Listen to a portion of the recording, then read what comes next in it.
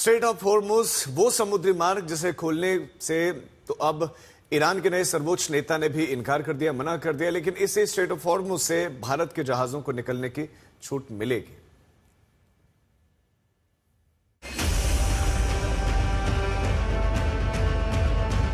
ग्यारह मार्च दिन बुधवार फारस की खाड़ी में जलता हुआ ये ऑयल टैंक ईरान का वो परवान है जिसकी नाफरमानी महाशक्ति अमेरिका भी नहीं कर सकता। ईरान का संदेश साफ, स्ट्रेट ऑफ हॉर्मुज से जो भी जहाज उसकी इजाजत के बिना गुजरेगा राख कर दिया जाएगा।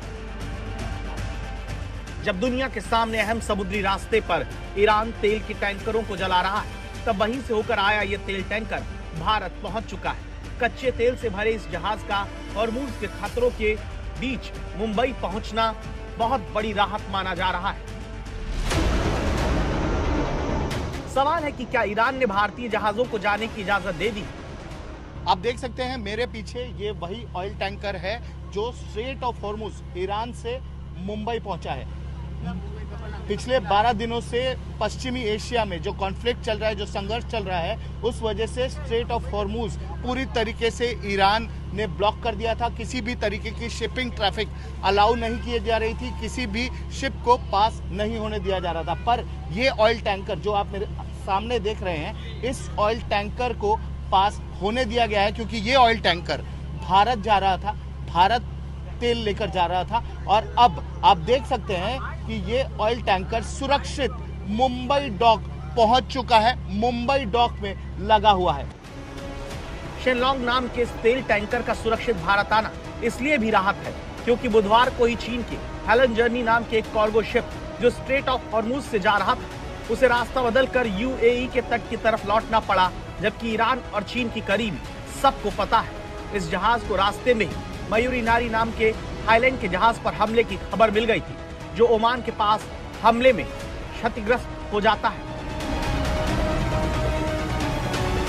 इसके कुछ घंटे बाद ओमान के सलालाह बंदरगाह पर ईरानी ड्रोन हमलों से आग की लपटों से वो घिरा नजर आता है। एक और खाड़ी देश बहरीन पर भी ईरान ने हमला कर उसके मुहर्रक को जला दिया, जहां जेट इंजन और तेल का भंडार है। साथ ही यहां बहरीन का मुख्य एयरपोर्ट ईरान की तरफ से हमले रुकने का नाम नहीं ले रहा। यूएई उसके खास निशाने पर है, जिसे बीती रात ईरान ने फिर निशाने पर लिया और उसकी ऊंची रिहायशी इमारत को नुकसान पहुंचाया। ईरान लगातार अमेरिका और उसके साथी देशों को धमका रहा है, तेल के टैंकरों को जला रहा है। यह हाल तब है जब अमेरिका की तरफ से दुनिया को लगातार सुरक्षा का भरोसा दिया जा रहा है। We're just riding free range over that country, and now we're going to look very strongly at the straits. The straits are in great shape. We've knocked out all of their boats. तो अमेरिकी राष्ट्रपति बेखौफ होकर straight of Hormuz का इस्तेमाल करने को कहते हैं, अमेरिकी सुरक्षा का हवाला देते हैं। तो इसके जवाब में ईरान ट्रंप के बयान के बाद 6 तेल के टैंकर जहाज को जला देता है और याद दिलाता है कि स्ट्रेट ऑफ हॉर्मुज में ईरान की ही चलेगी। लेकिन मुंबई पोर्ट पर पहुंचा ये जहाज दुनिया भर के लिए उम्मीद, जो 28 जनवरी से जंग शुरू होने के बाद कच्चा तेल लेकर आने वाला पहला जहाज है। सवाल है कि क्या ईरान ने भारतीय जहाजों को स्ट्रेट ऑफ हॉर्मुज से निकलने की इजाजत दे दी है? सूत्रों के मुताबिक ईरान ने कुछ भारतीय जहाजों को स्ट्रेट ऑफ हॉर्मुज से निकलने की अनुमति दे दी है। फारस की खाड़ी में इस वक्त 28 भारतीय तेल टैंकर फंसे हुए बताए जाते हैं। जब इस बारे में विदेश मंत्रालय के प्रवक्ता से पूछा गया तो उन्होंने बताया कि फिलहाल इस विषय पर ज्यादा कुछ कहना जल्दबाजी होगा।